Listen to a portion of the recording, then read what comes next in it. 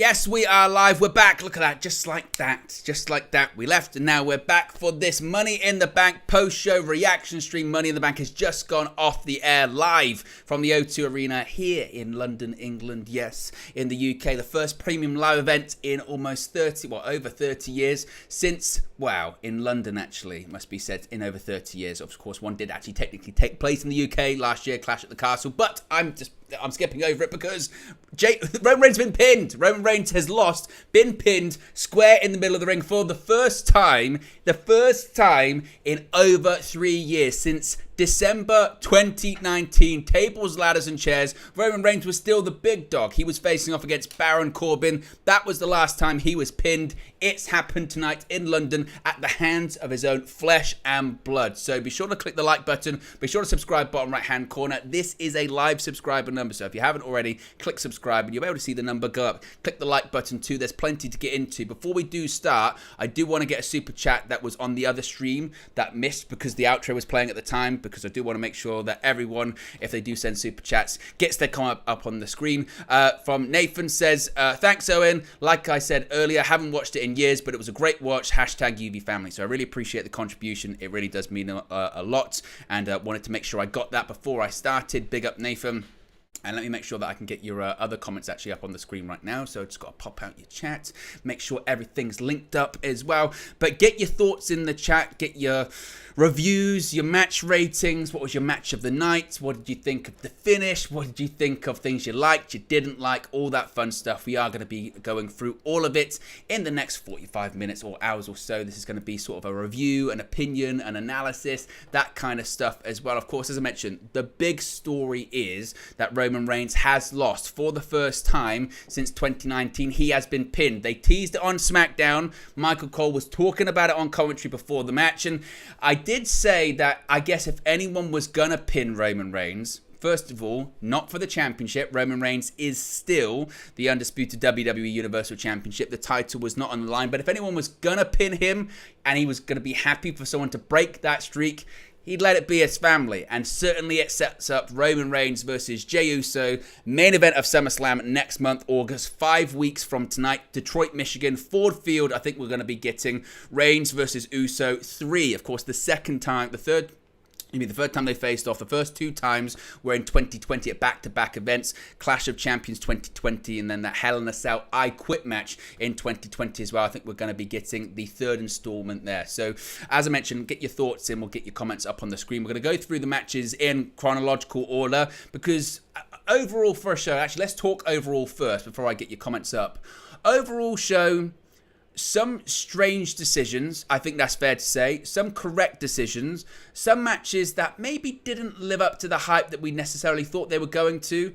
I think, obviously, we're going to get into the opening match of the show, which is, I think, probably the biggest point of contention as to why they didn't go with a certain individual to win the match.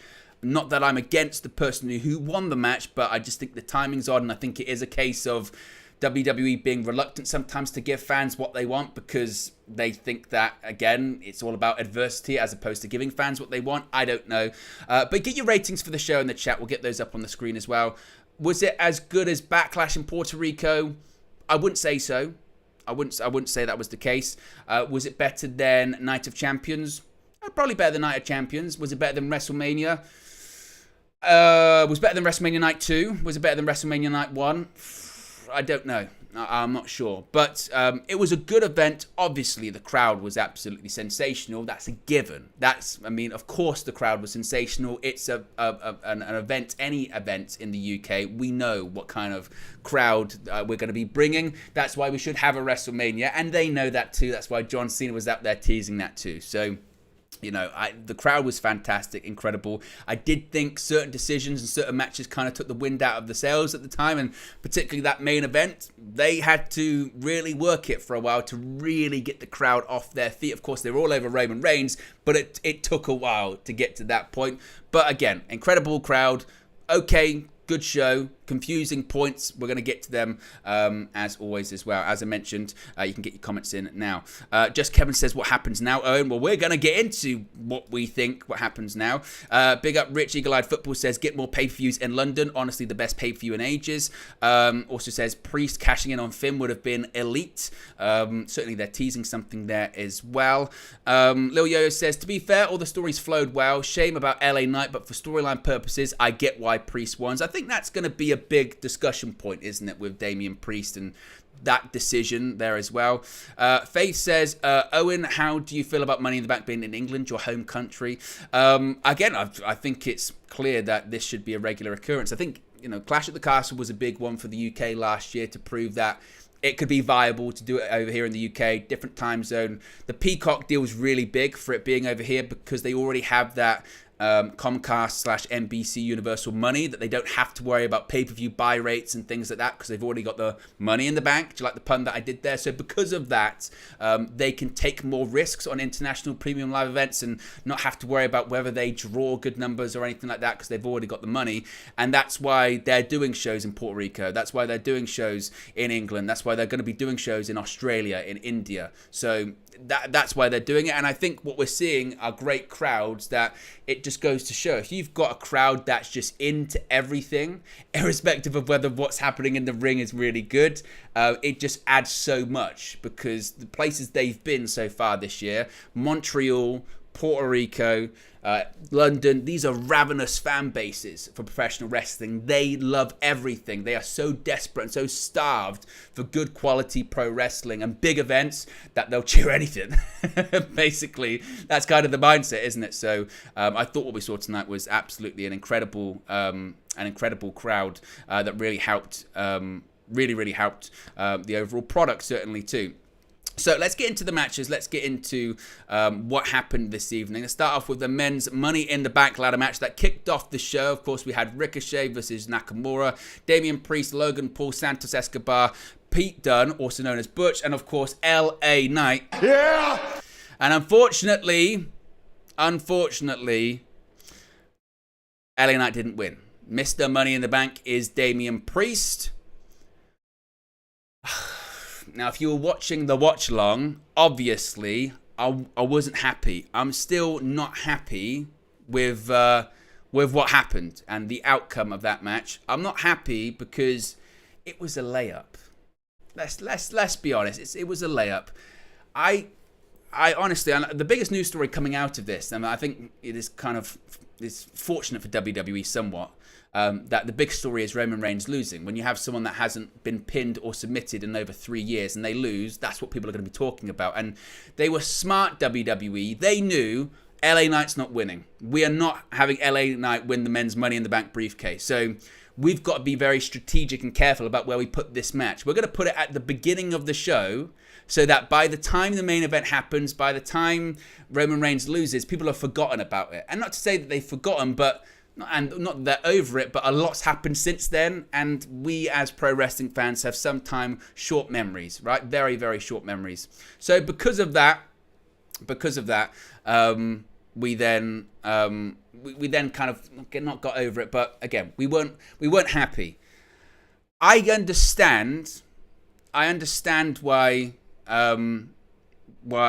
Damian Priest won. They're telling a story, certainly. The story they're telling is that when Damian Priest was facing Finn Balor a couple of weeks ago, when Damian Priest was facing Seth Rollins a couple of weeks ago on Raw for the World Heavyweight Championship, he told Finn Balor, don't get involved. Finn Balor got involved, he lost.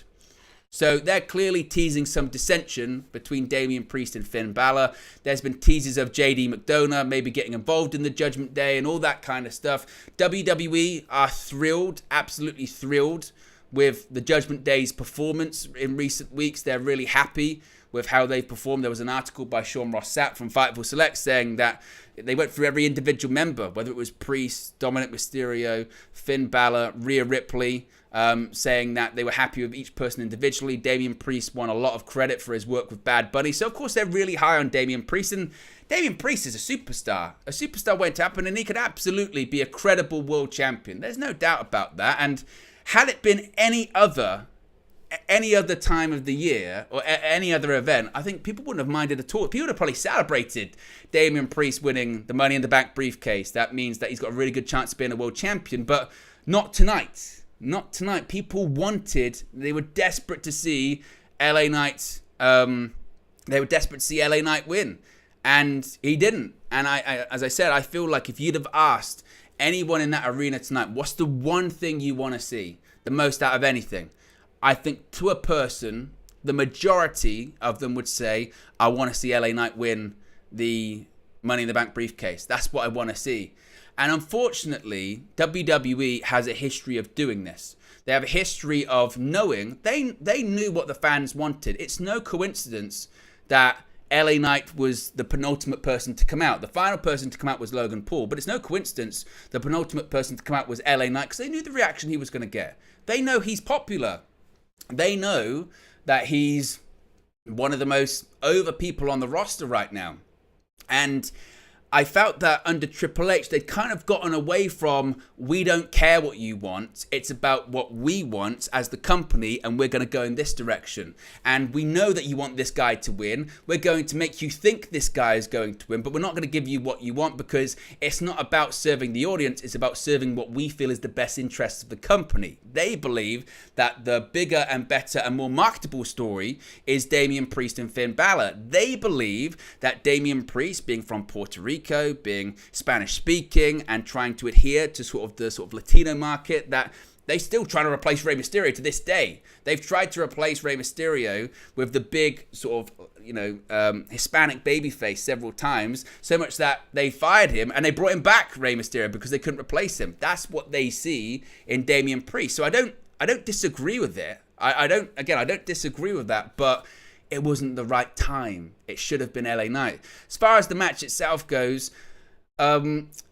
some parts were good. I mean, the problem is with ladder matches is there's so much uncertainty regarding things can go wrong. And this is pro wrestling. You get one take. It's a live stunt show. And if stuff goes wrong, it goes wrong. You can't really recover. Unfortunately, the biggest spot, that was a spot that they were clearly building up to, was two tables in the outside of the ring. They were going to do, I think, the Bubba Ray Dudley Matt Hardy spot from WrestleMania 17. Two people on a ladder gets pushed from inside of the ring to the outside of the ring. They go through the table. That was, I think, the planned spot in this one. And unfortunately, it didn't work out. They botched it. It was Logan Paul, Ricochet, two very athletic people. I think they wanted that big viral moment of Logan Paul going from a ladder to the outside of the ring. And I think the problem is they tried to overcomplicate it. And they overcomplicated it by going off the ladder. And I think the plan was to then balance on the top rope. And then Ricochet was going to hit Logan Paul with a Spanish fly from the top rope through the tables on the outside. The issue is, when the ladder went, Logan Paul didn't get his foot on the top rope, or he slipped. So he's then trying to get back up to the top rope using the ladder as leverage. It's not really working out. Ricochet tries to help him get back up to balance. Eventually, they just say, we're going to do it. And he kind of gets him. They do go through one of the tables. Logan Paul smashes his head on the table too. It was really, really messy. And it just didn't really work. And it was sort of a bad spot. It still looked okay in the sense of it looked rough, but it still wasn't the best spot you've really ever seen, I think, them do. And I think they'll be really disappointed with that, because that was meant to be this big, incredible viral moment spot, and it's probably, if it was going to go viral, it's for the wrong reasons, because they botched it. You then had, again, them teasing us that LA Knight was going to win. Instead, Damian Priest hits a broken arrow on LA Knight from the top of the ladder, kind of, again, a botched version of the broken arrow as well from the top of the ladder, and Damian Priest wins. So, again, I don't necessarily have an issue with, I wouldn't normally have an issue with Damian Priest winning that match, because I'm a big fan of him and I think he can do a lot. The irony is also, actually, it must be pointed out, that obviously, all that talk about maybe they're reluctant to get behind LA Knight because he's old. That's what they say. LA Knight, the problem is, when he started, he was old. LA Knight's 40. You also know who's 40 years old? Damian Priest. Damian Priest is 40 years old as well. So there's no difference between their age. It's just, as I mentioned, it's about, sometimes in WWE, particularly one man, they say, us as fans go, we want LA Knights. And the person in charge says, shut up! Shut up! And that guy was the same guy that started LA Knight as a manager as Max Dupree, because he didn't like LA Knight. LA Knight was going to be fired. And then that same guy resigned, and then suddenly he became LA Knight when Triple H was in charge of creative. And people can say, I wasn't a Vince McMahon call, and I'm not watching the press conference at the moment, so maybe I'll see it later on, but to me it feels like a Vince call. I don't know. But yes, Damian Priest is the Mr. Money in the Bank. Which then brings us to the next match, which was for the Women's Tag Team Championships. Now, a match that I didn't really care too much about, it must be said. Match went 9 minutes, but we have brand new Women's Tag Team Champions. Of course, the former champions, Liv Morgan and Raquel Rodriguez, have captured the titles once again, defeating Ronda Rousey and Shayna Baszler, because Shayna Baszler, in the middle of the match, just turned on Ronda Rousey. She just turned on her. Why? Why not? Now, what this screams of is we've had a story planned out for ages. The issue is that we couldn't tally it over the length of time we wanted to for a variety of reasons. The biggest reason was Ronda Rousey was injured, and they had plans of putting the Women's Tag Team titles on Ronda Rousey and Shayna Baszler going all the way back to WrestleMania, even prior to WrestleMania. Their initial plan was for Rousey and Baszler to win the titles at WrestleMania, go on a run, and then eventually Baszler would turn on Ronda and they would have a singles run. That's been out there quite a bit. I think Dave Meltzer's reported on that a couple of times. The issue was, going into WrestleMania, Ronda Rousey had a fractured arm. She shouldn't have even been wrestling at WrestleMania. She didn't do anything at WrestleMania. While she recovered from that, I believe Shayna Baszler was injured as well. During that period of time too, you had Liv Morgan and Raquel Rodriguez win the titles, but then Liv Morgan got hurt and it was kind of just snake bit. Eventually, Rousey and Baszler won the title, but the plan always was Baszler's going to turn on Rousey, Rousey's going to have some time off, and then eventually she's going to come back and they're going to feud against each other.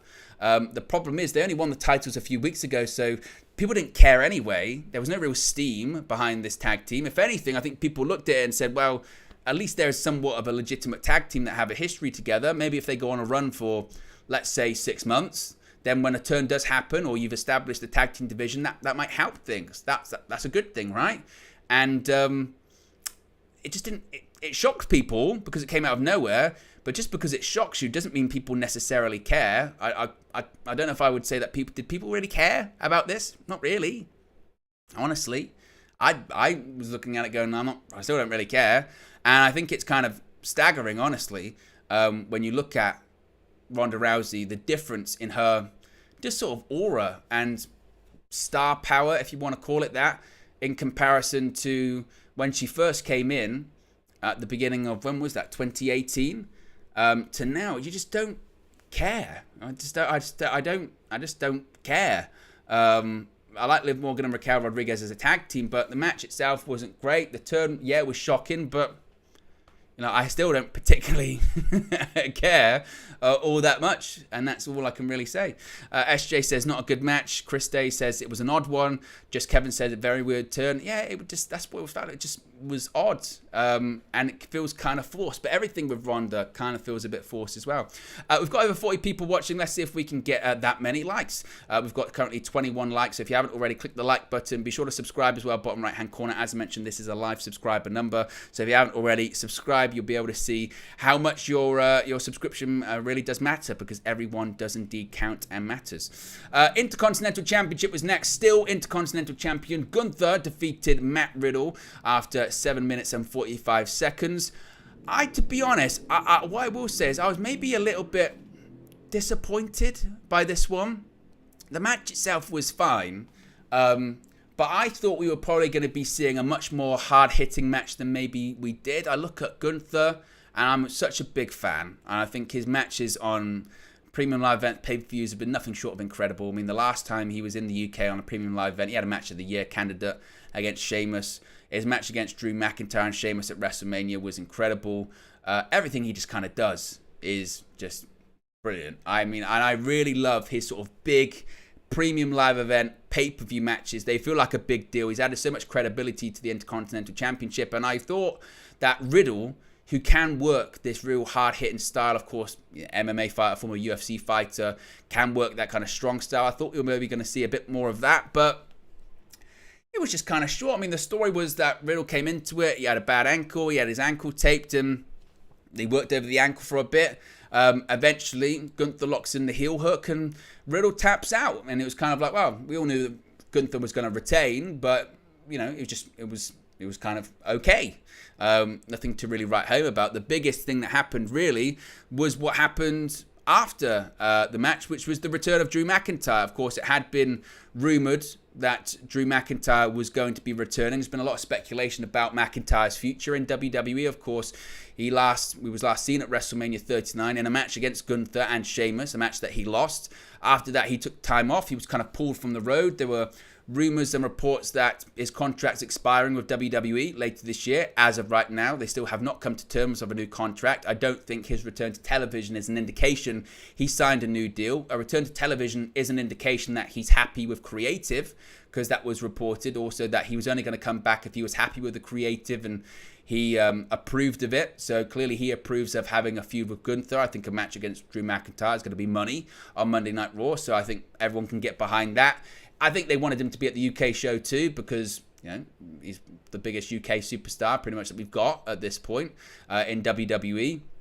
And they wanted him to be there, and I'm sure he wanted to be there as well. So McIntyre's back, and I think that leads to a match between Gunther and McIntyre at SummerSlam, which is really exciting. That is a match that I think could absolutely tear the house down and could absolutely steal the show.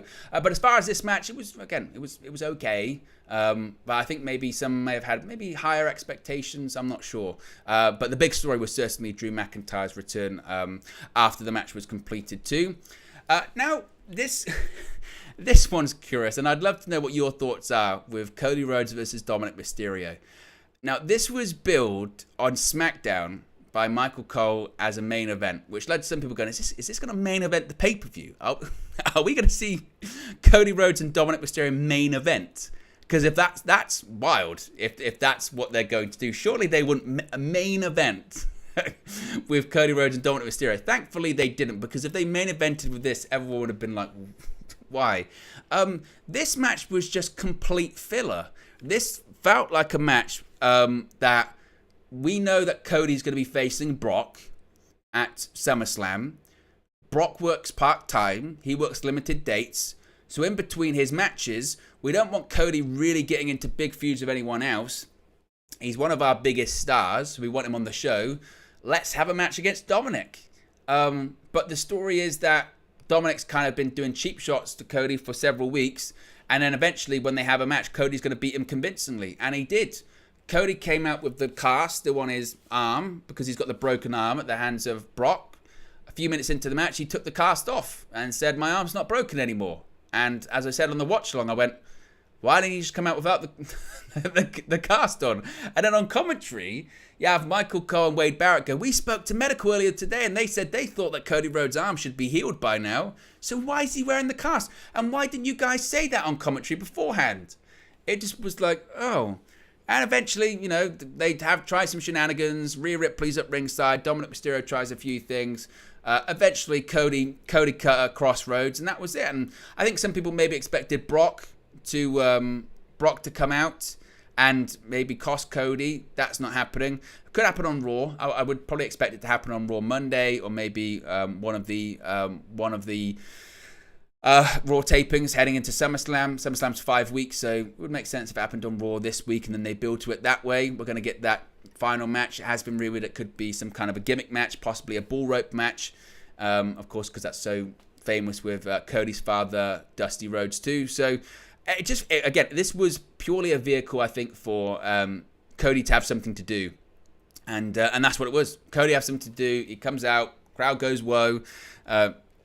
As far as rating it for a match, though, I mean, it's probably on par with the women's tag team match because it's difficult to judge because there wasn't really anything to judge in it. It was there for, the crowd to see Cody, which again is fine.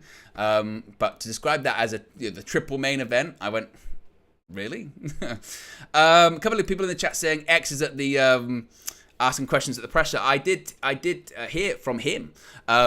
that from the man himself that he was going to be there. I knew that he had tickets. I think he's there with troops or whatever. So big up X asking the questions in the pressure as well. Even though he did call me Michael Cole, he's a disgrace to the cheat. Michael Cole. Tell me, he didn't just say that. There's a lawsuit pending. Actually, I'm happy to be Michael Cole. Yeah, he's Michael Cole at this point is a legend. People might not like him. I've followed the very same career path as Michael Cole. Yeah, at the start, everyone hates him. He's rubbish. And we go, Michael Cole, he's no Jim Ross. And now they go, tell you what, Michael Cole's pretty good, isn't he? And I go, yeah, Michael Cole is pretty good. Yeah? And there's half of me and my mind goes, a little bit racial, that. Does he have no conscience? Does he have no heart? Do you have no soul, you son of a bitch? You bastard! So, Michael Cole. Calling me Michael Cole just because, you know, it's kind of close. Accusations! These are not accusations. This is False accusations. And I got half a mind to show up at that press conference, and he's going to be like, is that Michael Cole? And I go, no, it's Owen. It's not Michael Cole. I'll be like, it's me, Austin! Oh, son of a bitch! What? It's me, Austin! It was me all along, Austin! yeah. You gotta watch out. You gotta watch out. Or he'll just start asking the question. I'll just be like, Shut up! Shut up! Michael Cole. I probably wouldn't say it to his face. He'd beat me up. You know. So. Yeah! But he's definitely. You know what? You just made the list. Oh, no. Oh, here we go. Expressions. Next match. Be sure to click the like button as well. Be sure to subscribe, bottom right hand corner. I made a specific WWE sort of wrestling sound. I mean, my soundboard's coming along nicely. I can have different collections now. I've kind of got a UV collection, and now I've got my own collection as well, specific. So, you know, I can interchange. I've got a heck of a setup going on here. Next one.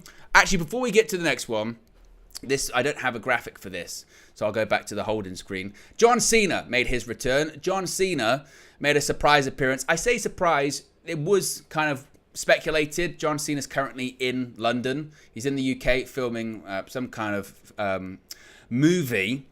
And the reason we know that is because he was spotted in a restaurant.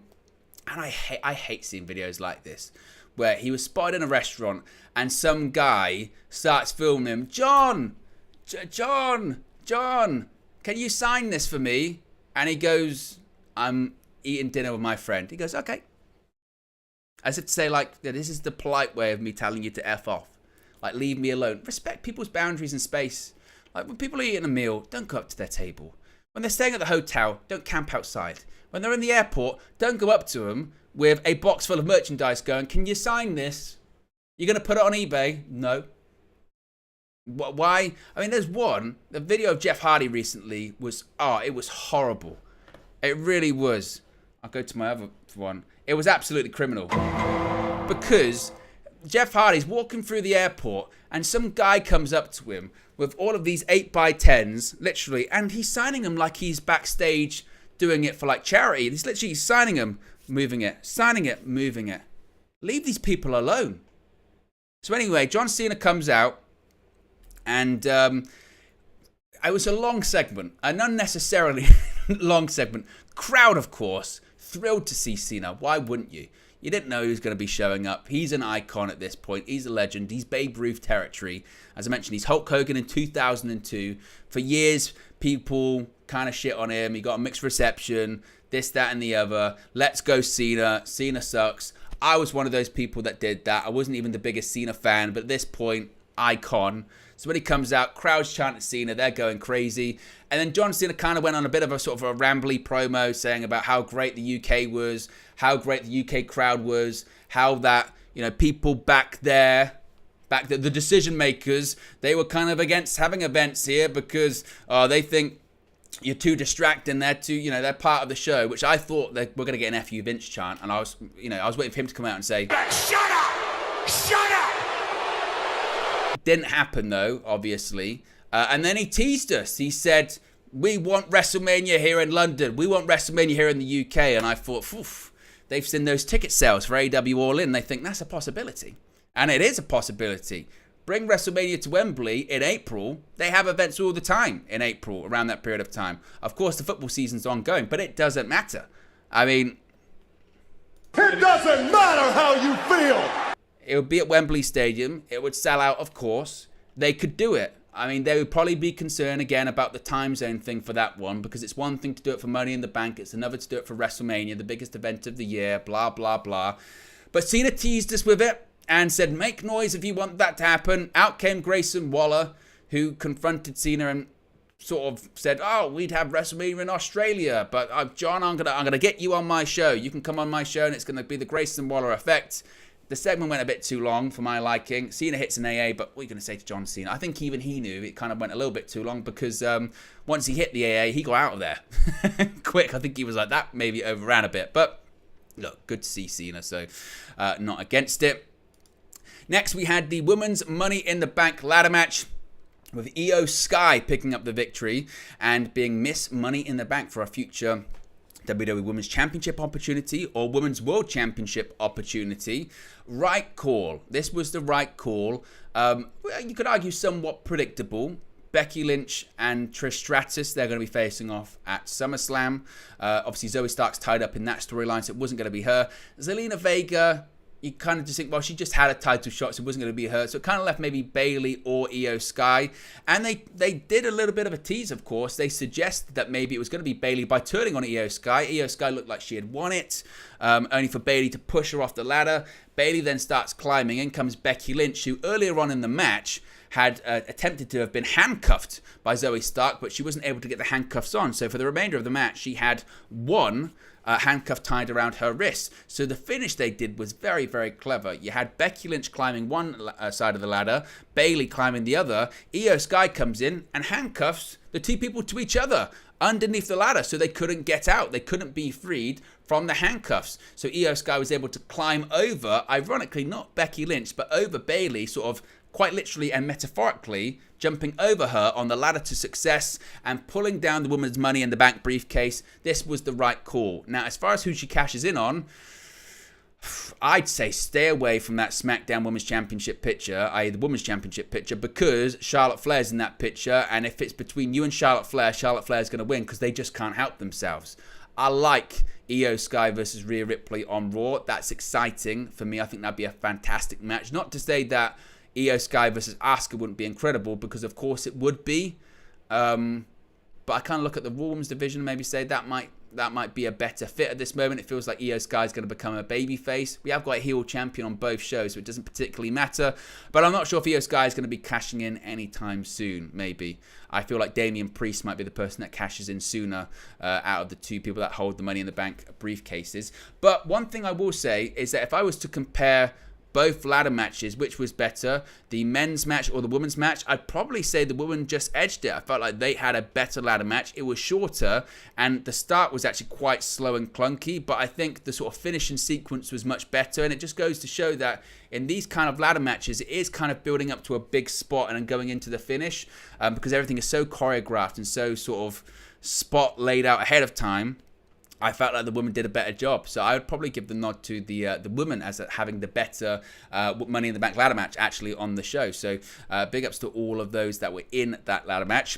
Next, we had the World Heavyweight Championship on the line, and Seth freaking Rollins retains against Finn Balor in what was surprisingly, I guess, short match. Only went 12 minutes. Of course, the story being told here, Finn Balor wants revenge, but most importantly, Seth Rollins is injured going into the match. He's injured. Finn Balor's attacked Seth Rollins several times over the last few months. He's got injured ribs. So throughout the entirety of the match, Balor works on the ribs. He works on the ribs. He works on the ribs.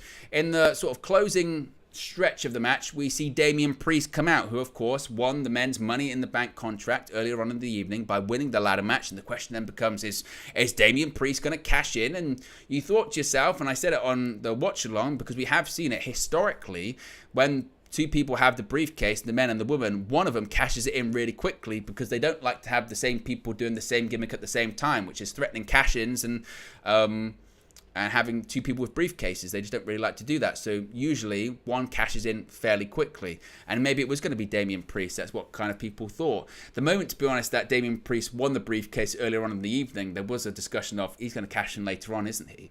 As I said earlier on, the story clearly they're telling is they wanted to have some symmetry here, and what happened a couple of weeks ago when Damian Priest challenged Seth Rollins for the title was Finn Balor accidentally cashed it in on him, cost him the match, and that's what Damian Priest did to Finn Balor tonight, which was he goes to ringside. Finn Balor looks like he's got the match won. You've got Seth Rollins in the drop zone. He's going to go for the coup de grace. He had already hit 2 coup de grace on the outside of the ring. And Damian Priest stands up. Finn Balor goes, "What are you doing?" He gets distracted, misses the coup de grace. Rollins hits the stomp and gets the 1, 2, 3, gets out of there. And they're teasing dissension. So maybe what we're going to see is Finn Balor versus Damian Priest soon. As I mentioned, there's been rumors of JD McDonough going into the Judgment Day. So what either you've got, you could either have, Finn Balor kicks out Damian Priest and brings in JD McDonough, or the Judgment Day turn on Finn Balor and maybe either JD McDonough comes in or Finn Balor just teams up with him anyway as sort of backup. And then maybe you have Damian Priest and Dominik versus the two at SummerSlam, something like that. I think that's the direction that they might be heading in. They've been teasing that for a while. So again, that's why it kind of makes sense for Damian Priest to win the match earlier on in the evening. Not that I'm happy about it. As far as what's next for Rollins, it's going to be interesting. Who's his challenger going to be on Monday Night Raw? That's very, very curious. Coming out of this show, I couldn't really tell you. You've got, again, Balor's going to be involved in his thing with the Judgment Day, unless we get some kind of sort of triple threat match between Rollins, Balor, and Priest, maybe, at SummerSlam, and then Priest has the opportunity to cash in even if he loses the match. They could go down that route. Rhodes is going to be facing Lesnar. We've got, obviously, Gunther's going to be facing Drew McIntyre. So it's kind of, it's somewhat light, really, isn't it? I mean, maybe they have Logan Paul challenge him again, rematch. They could go down that route, I guess. But that's going to be quite interesting to see, indeed, who the next challenger is going to be. Finally, we had our main event. As I mentioned, you've seen it in the title, you saw it on the thumbnail. Roman Reigns has been defeated, pinned for the first time in over 3 years. The last time Roman Reigns was pinned in a match was December of 2019. Tables, Ladders and Chairs pay-per-view where he lost to Baron Corbin. He might have even still been King Corbin at the time. I think he was still King Corbin at the time. My goodness me. And then you look at what Corbin's been since then. He's been Bum Corbin, Baron Corbin, Happy Corbin. He's now back to being the Lone Wolf Baron Corbin in NXT. Meanwhile, Roman Reigns, he's since gone away, come back, won the Universal Championship, beaten everyone, won the WWE Championship, won 3 consecutive WrestleMania main events. He's done it all. Formed the Bloodline. Bloodline's dissolved. So much has happened during that period of time, but it was interesting because going into the show, there had been reports, hadn't there, that creative was kind of split on the outcome for this, and they weren't sure what direction to go in. The direction they went in was the right direction this evening. Definitely. They had to set up Jey Uso as a credible threat to Roman Reigns for SummerSlam. The main event of SummerSlam clearly is going to be Roman Reigns versus Jey Uso 3, building off their first 2 matches at Clash of Champions in 2020 and Hell in the Cell in 2020. There was a ton of callbacks to that during the match as well, and again, clearly that's the direction that they're heading in. And I did kind of ponder going into it, well, if Reigns was going to be pinned by anyone, and again, he's not losing the title tonight, and I don't think he's going to lose the title to Jey Uso at SummerSlam, but if he was going to lose that undefeated streak to anyone that he's protected for however many years, he'd be more than happy to give that. He'd be more than happy to give that to his cousin. And I said it during the match. If you think about this entire Bloodline storyline and the people it's elevated, obviously Roman Reigns. Obviously, it's elevated the Usos as a tag team. Obviously, it elevated Sami Zayn massively. Kevin Owens too. But really, the person aside from Roman Reigns that has elevated the most is Jey Uso. Nobody thought of Jey Uso as a credible main event singles talent. If anything, he had to take a step back when Jimmy Uso came back from injury in WWE to back to being a tag team, and the Usos are still one of the greatest tag teams in WWE history. But we saw what he's capable of as a singles performer. We saw what he's capable of as a singles talent, cutting promos, having good matches. And he deserves his moment tonight. I think he's been such a standout performer and such an integral part of this whole storyline. Without Jey Uso, this storyline wouldn't have hit the same as it has. So he certainly deserves it, and he deserves a SummerSlam main event as well. As I said, is he going to be the guy to defeat Roman Reigns? I don't think he will, but I still don't know who that person is, and I'm not sure WWE knows who that person is. There's rumours still it could be Cody Rhodes next year at WrestleMania, but I think there's a strong argument to say that it still shouldn't be Cody Rhodes. It could be Jey Uso. That's the story to be told. Now, Roman Reigns did say at WrestleMania when he beat Jey Uso, like, we still just scratch the surface when it comes to all of this, and we wondered what the next chapter was to this Bloodline story, and clearly the next chapter was we've seen the rise, we've seen the dominance, and now we're seeing the fall, and this is part of the fall, but it's still earlier on in the fall. There's still defections to come. We've seen Jimmy and Jey Uso leave the Bloodline. We still haven't seen Solo Sikoa leave the Bloodline just yet. That's the next one. So that's why I say, well, he's going to beat Jey Uso at SummerSlam, and then eventually we are going to get Roman Reigns versus Solo Sikoa, and Roman Reigns is going to beat him too. Maybe eventually we see Paul Heyman eventually turn on Roman Reigns too. I don't know if that means he'd be going back to Brock Lesnar, but they have teased that for quite some time, haven't they? That maybe he would go back to Brock.